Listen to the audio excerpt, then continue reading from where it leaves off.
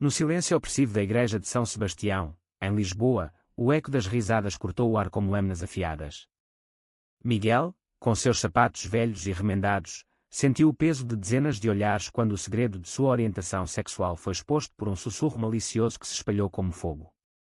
Mas foi o Padre António, o homem que ele admirava como um pai espiritual, quem se levantou e, em vez de condenar, estendeu a mão para silenciá-los, mudando o curso de uma vida marcada por dor e ocultação. Miguel acordou naquela manhã com o coração acelerado, o sol filtrando pelas persianas desgastadas de seu pequeno apartamento no Bairro Alto.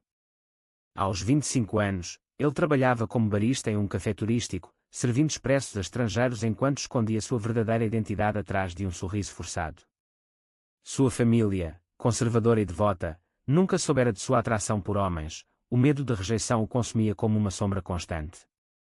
Naquela domingo, ele decidiu ir à missa, buscando algum consolo divino para a angústia que o atormentava desde que terminara com João, seu primeiro amor secreto.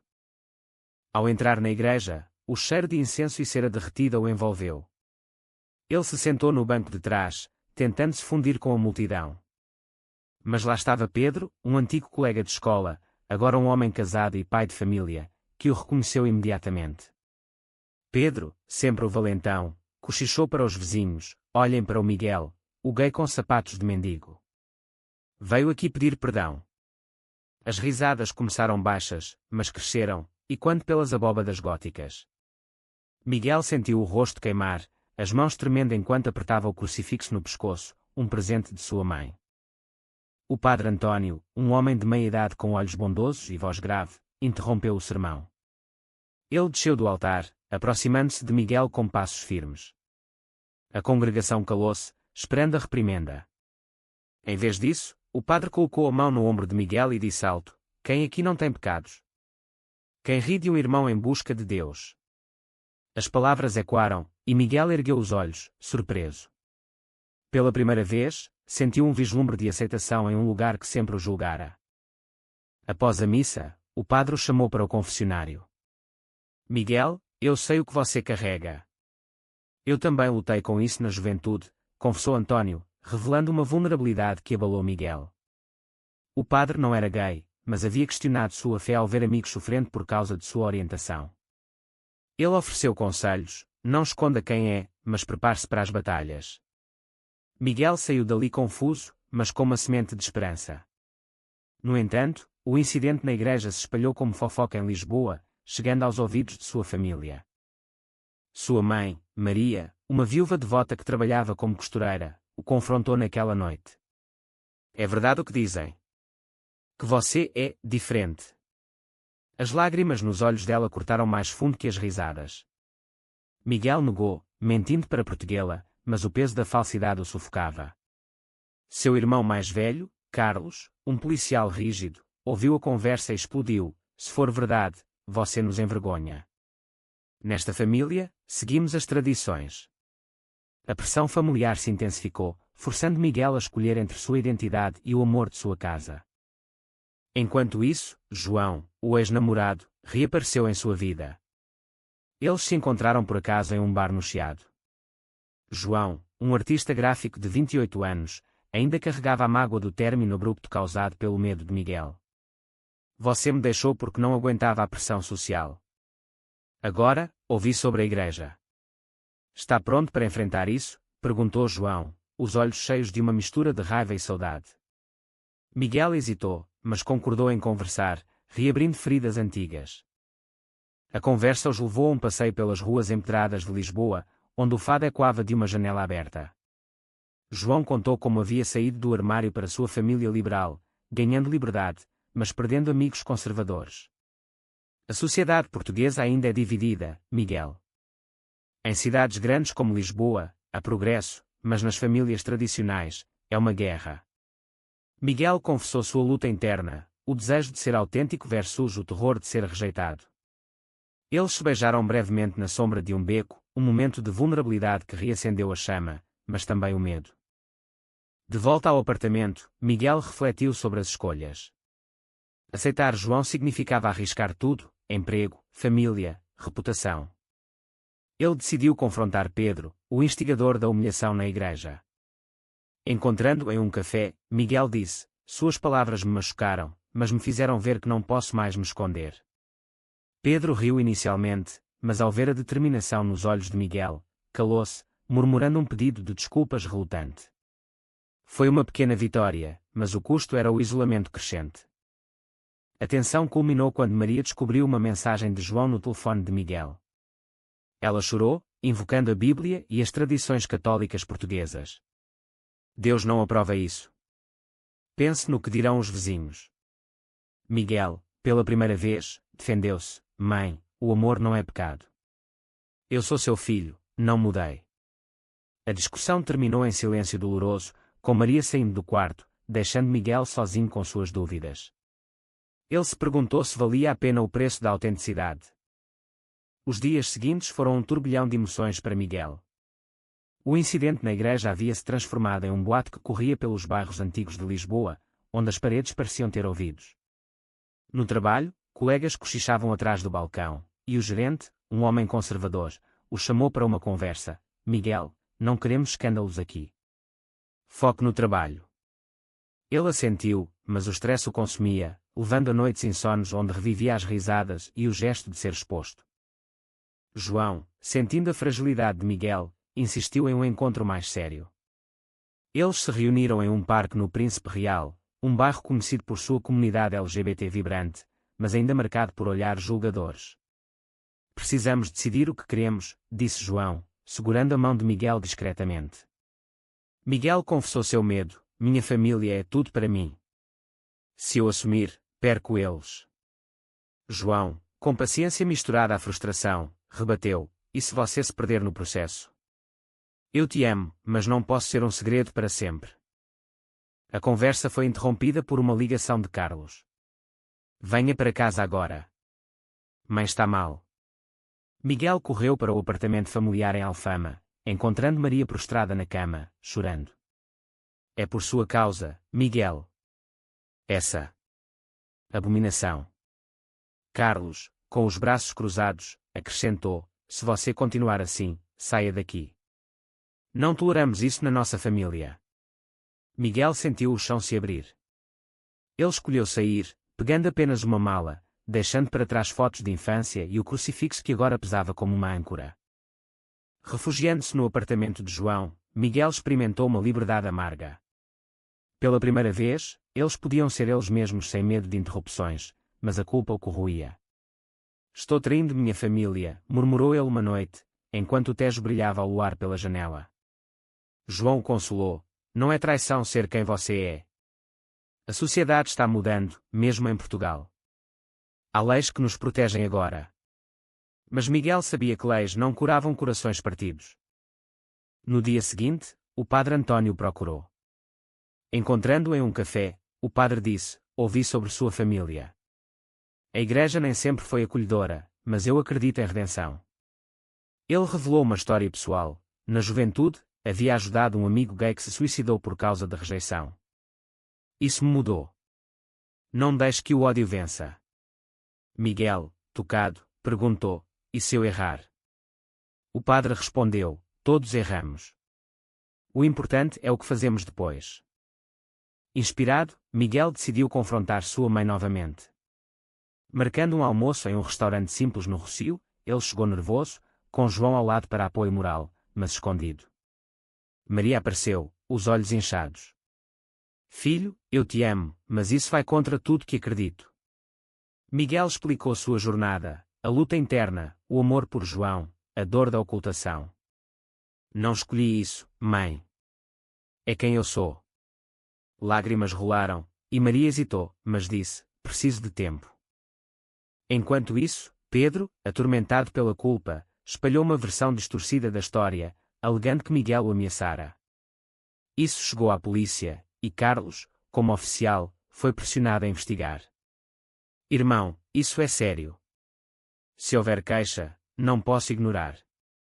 Miguel negou qualquer ameaça, mas o incidente destacou as divisões sociais em Portugal, progressistas versus conservadores, urbanos versus tradicionais. João, vendo o estresse de Miguel, sugeriu uma viagem para o Porto, para escapar. Lá, em uma cidade mais liberal, eles passearam pela Ribeira, sentindo uma normalidade fugaz. Mas uma ligação de Maria os trouxe de volta: venha para casa. Carlos quer falar. De volta a Lisboa, Carlos revelou uma traição inesperada. Ele havia pesquisado sobre orientação sexual e conversado com um terapeuta. Eu estava errado. Vi estatísticas: quantos jovens sofrem por causa de famílias como a nossa? Foi um momento de virada, mas Miguel questionou a sinceridade. A reconciliação foi tênue. Maria cozinhou um bacalhau tradicional, e a família se sentou à mesa. Conversas desconfortáveis surgiram, sobre a igreja, sociedade, moral. Miguel defendeu: o amor não tem gênero. Porque Deus me faria assim se fosse errado. Carlos admitiu: eu temi o que os colegas diriam. Mas você é meu irmão. No entanto, a paz era frágil, e Miguel sabia que mais desafios viriam. A aparente reconciliação familiar durou pouco. Uma semana após o jantar, Miguel recebeu uma mensagem anônima: gays não pertencem aqui. Saia de Lisboa. O remetente era desconhecido, mas ele suspeitava de amigos de Pedro. O medo voltou, e João, preocupado, insistiu em denunciar à polícia. Portugal tem leis contra a discriminação. Usas. Miguel hesitou, temendo mais exposição, mas concordou, marcando uma reunião com Carlos no posto. Carlos, agora mais aliado, investigou, descobrindo que Pedro estava por trás. Confrontando-o, Carlos disse: você cruzou a linha. Isso é crime. Pedro, defensivo, rebateu: estou protegendo valores tradicionais. A sociedade está se perdendo. O confronto destacou o abismo social. Em uma Portugal pós-revolução dos cravos, direitos LGBT avançavam, mas resistências persistiam em camadas conservadoras. Miguel, enquanto isso, enfrentava dilemas internos. No trabalho, o gerente o demitiu sob pretexto de corte de custos, mas ele sabia que era preconceito. Desempregado, dependia de João, o que gerava tensão no relacionamento. Sinto-me um fardo, confessou Miguel uma noite, no sofá apertado. João respondeu: somos uma equipe. Mas você precisa lutar. Inspirado, Miguel procurou emprego em uma ONG LGBT em Lisboa, onde encontrou uma comunidade solidária. Lá, ele conheceu Sofia, uma ativista trans que compartilhava histórias de luta. Eu perdi tudo, família, amigos. Mas ganhei liberdade. Suas palavras ecoaram em Miguel, que decidiu participar de uma marcha pelo orgulho. João acompanhou, e pela primeira vez, Miguel ergueu uma bandeira arco-íris publicamente. Mas câmaras capturaram o momento, e a imagem viralizou nas redes sociais portuguesas, chegando à família.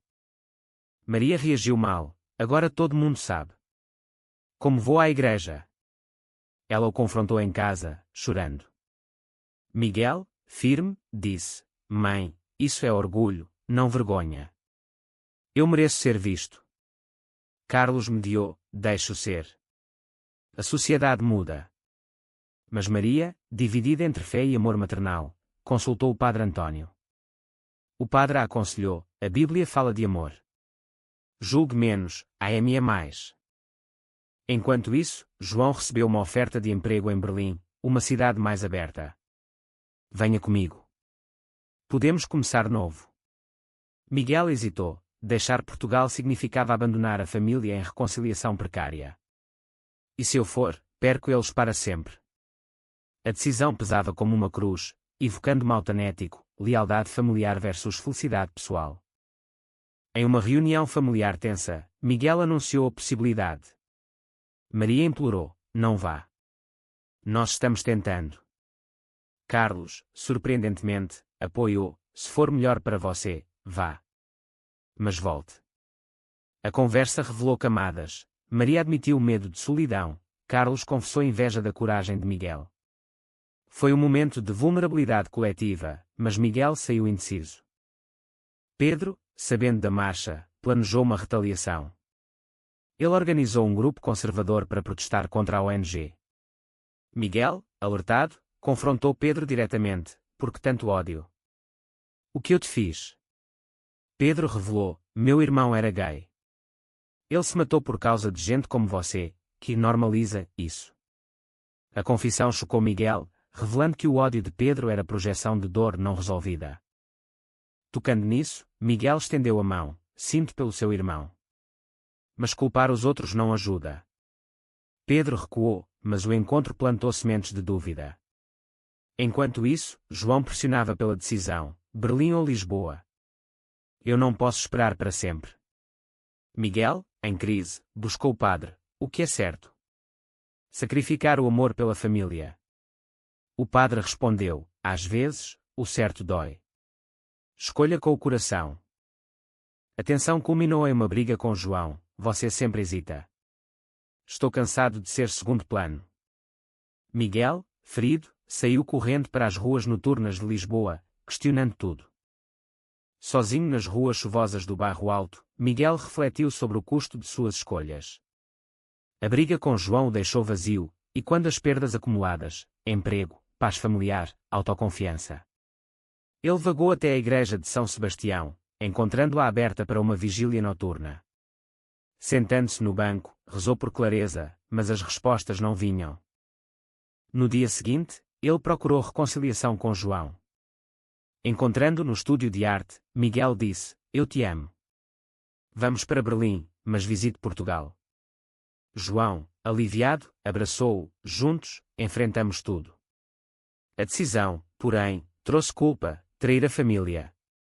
Maria, ao saber, chorou, você me abandona. Miguel explicou, não é abandono. É crescimento. Voltarei.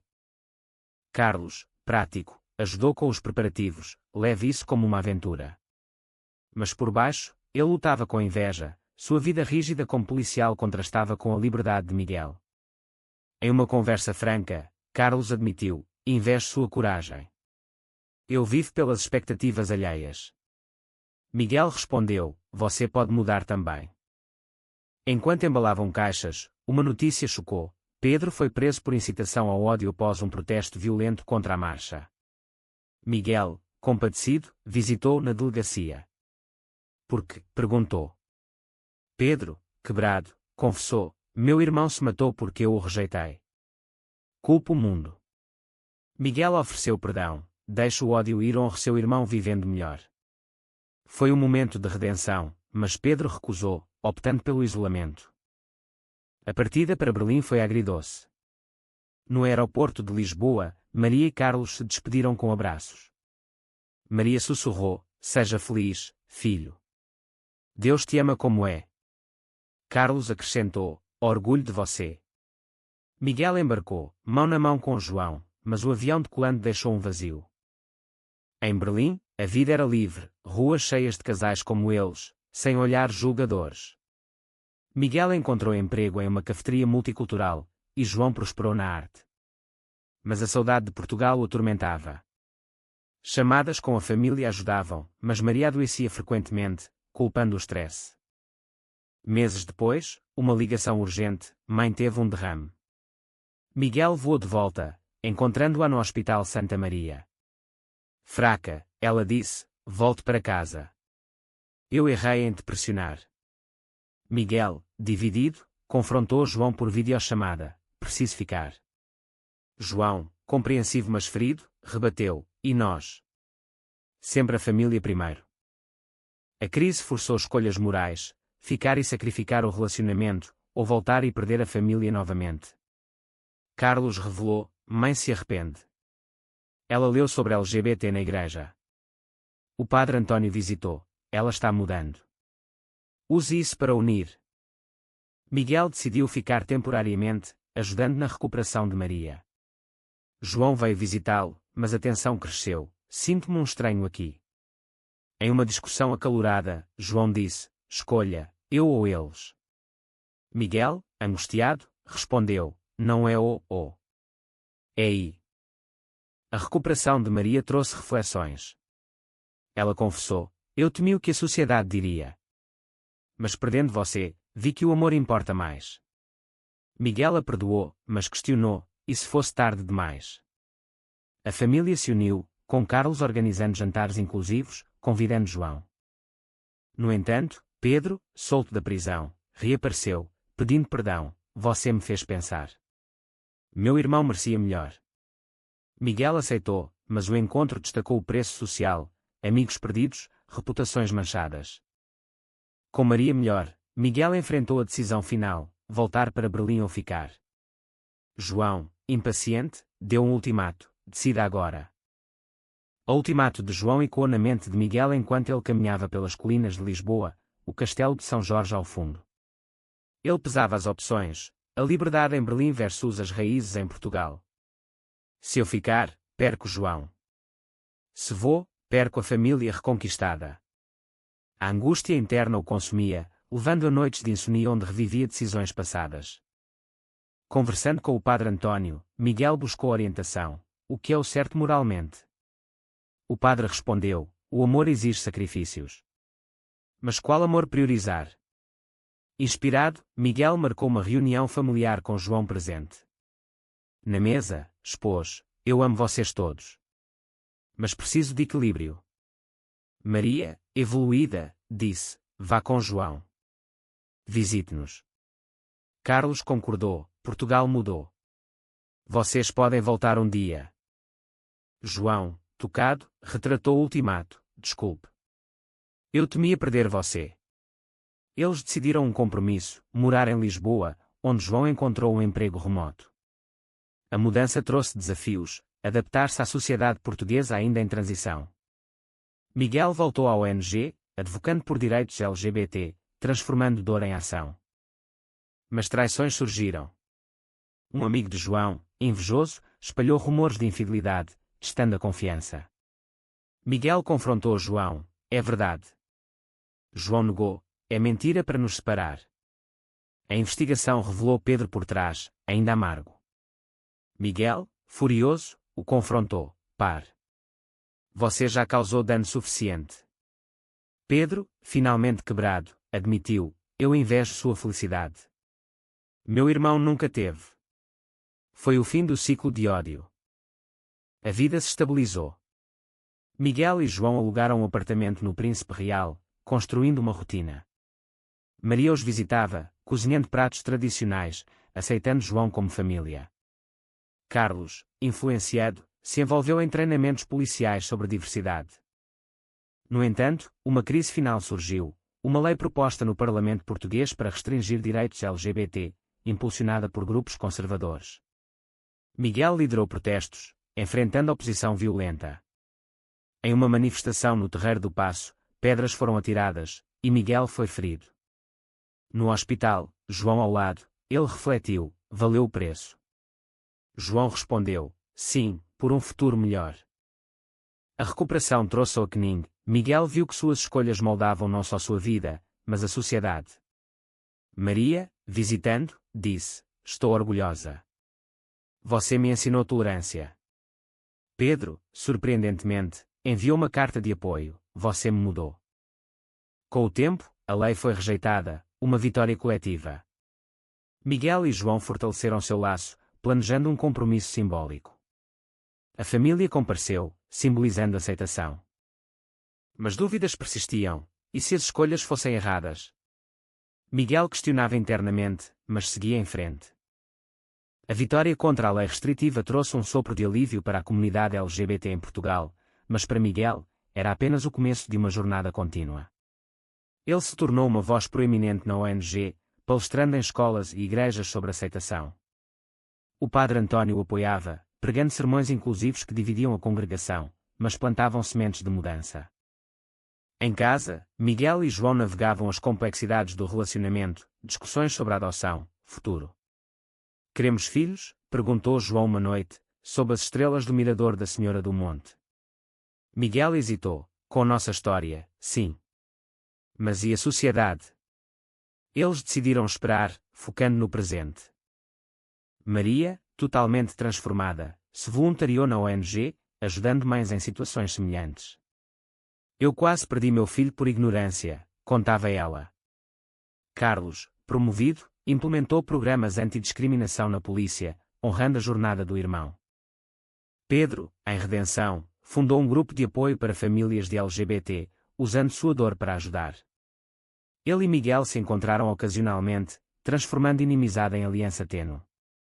Anos passaram, e Miguel refletia sobre o preço pago, amizades perdidas, feridas emocionais, mas ganhos inestimáveis: autenticidade, amor, impacto social.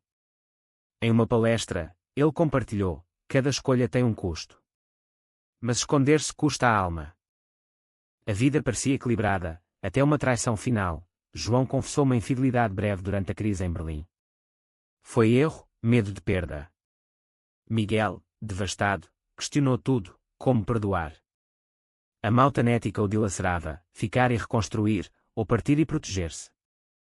Após dias de reflexão, ele escolheu perdoar. O amor exige isso.